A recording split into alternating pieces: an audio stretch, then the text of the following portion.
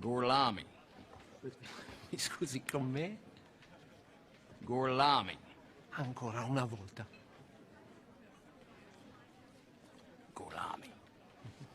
Hello everyone, I'm Peter and welcome to Dead Rail Trains.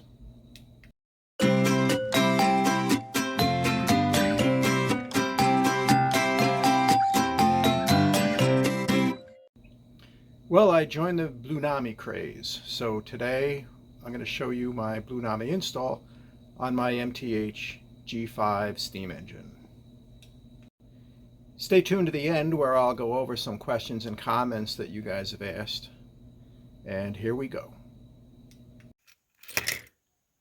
This is my MTH G5 that I got used off of eBay quite a while ago. I gutted it and then converted it to radio control, and I used a My Loco sound board. This was recommended to me by folks on the internet and YouTubers. It worked out pretty good. The sound was a little bit cheesy, but for hobby radio control, this one worked pretty good. All right, so this is my Blunami install. Again, it's a MTH G5 steam engine. Originally came with Proto something, I don't know.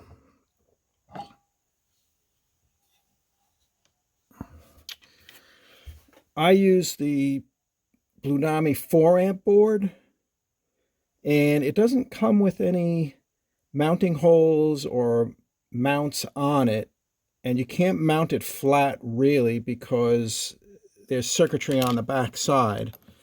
And my application, I don't know if you can see it, but these little pieces underneath are attached with screws, so the screw heads are in there, so it's got to be spaced up.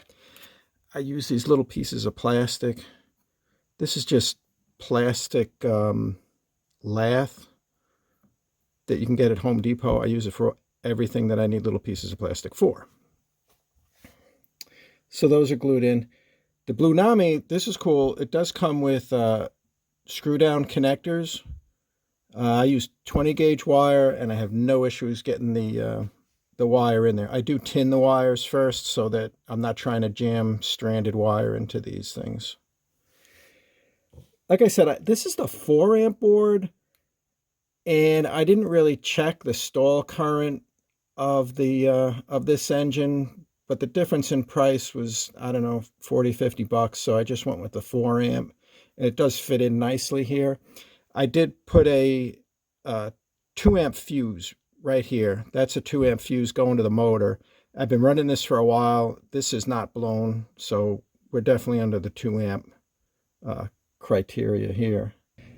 My wire connections, a lot of times I use these Wago or Wago. I don't know how to pronounce them. They're European replacements for, or alternatives for, wire nuts. This particular one, the Wago, I should probably do a product review just on those. These open and close as opposed to the ones where you just jam the wire in. And the opens and closes ones are good because you can use them for stranded wire. You can't jam a stranded wire into the ones that don't have these little clips on them. This one will connect 2 wires. This one will connect 5 wires. And I don't know if you guys have ever tried to get 5 14 gauge wires into one wire nut. It's really tough, and these make the job much, much easier. So again, I use these all over my layout. They work really well. I wanted to control my coil coupler with the Blunami app,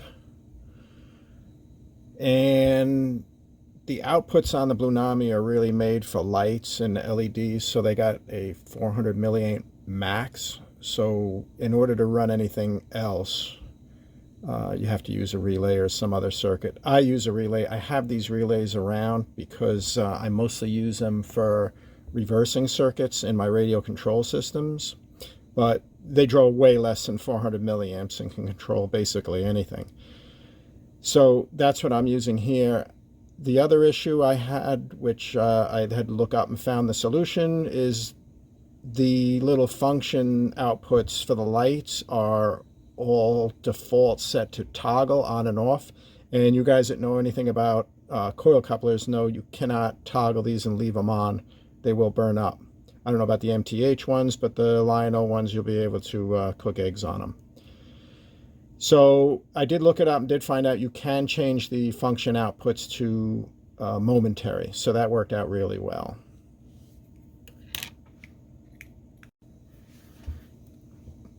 Being dead rail, I run my trains on batteries. This is the battery connector I use for my battery packs. I make my own battery packs. I can go into that in another video. This is a 3S battery pack that I've made, and I run most all my trains on 12-volt system. I did not use a voltage regulator in this because one of the cool features for battery operators is the app shows the track voltage, which means the app would be showing you the battery voltage. So like a fuel gauge, we can see how much battery we have left. These batteries use battery management system circuits, so they shut down at a very precise voltage. So you can watch that track voltage like a fuel gauge, and when it gets low, you can stop, get the train into a place you can easily get to, and switch out the battery. One of the things I do want to ask the Soundtracks people is there any way to get an external antenna on this? Because this is metal, this is metal, so when you put these together, you basically have a Faraday cage. I'm surprised any radio signal gets through to this thing, Bluetooth or not. It does. My layout's not that big, so when this is all covered up, the range is way lower than that 100 feet that they claim. I mean, I'm assuming it's because we've surrounded this thing by metal. I didn't really want to mount it underneath because I got those cool little items under there, and I just didn't think there was enough space. So, like I said, it will work on my layout. If you're standing in one particular spot and the train's in another particular spot, it can disconnect. But you can set up the Blunami app so that if it disconnects, it just keeps going until it gets connected again. And these just plug in here. And there's the sound. Battery normally just sits in there, and then the tender just fits on top of it. Easy peasy. Here's a short video of the G5 running around the layout, and afterwards I'll go through some viewer comments and questions.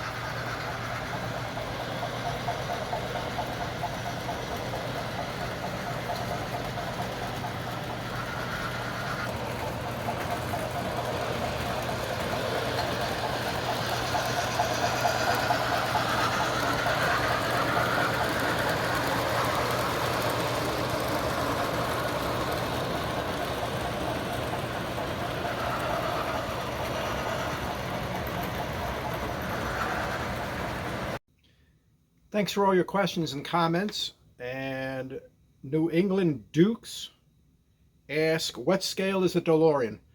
The DeLorean is a 1/34 scale. It's made by Vitesse, and I modified it to run on the track. You can see that in previous videos. Ron045 says, looks like will be a great layout. Are you 100% dead rail, or do you run track power also? I run no track power. The track doesn't have any electricity at all. Some guys use a little section of track to charge the batteries. I don't even do that. Michelle Castelli 4767 says, you painted the train black. She's referring to the Back to the Future train. Yes, that was a really cheap set that someone donated to my club. The club didn't want it. It was a DC train set made by Lionel. So I took it and painted it black, and it was originally red plastic, and did add the characters too. I got one comment. A bit surprised to see you build the layout before finishing the basement. Yes, I did. I don't have patience. I wanted trains running as soon as possible. At Sam's Trains says, love the progress. I subscribed. Can't wait to see more. I will put out more. And thank you for subscribing.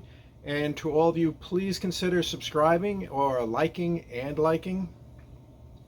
Rail Chief 74 says, is that a SpongeBob steamer in the back? Yes, it is. I bought the SpongeBob train set on eBay. I was the only one that bid on it, and I got it for a steal. Turns out nobody wants SpongeBob. And one of the club members, again, a donation came in, and it was one of the SpongeBob boxcars, and everybody in the club said I should have it because, again, I'm the only one that has that. All right, thanks for watching, everybody. Like I said, consider subscribing and liking, and I hope to see you soon. Thanks. Bye-bye.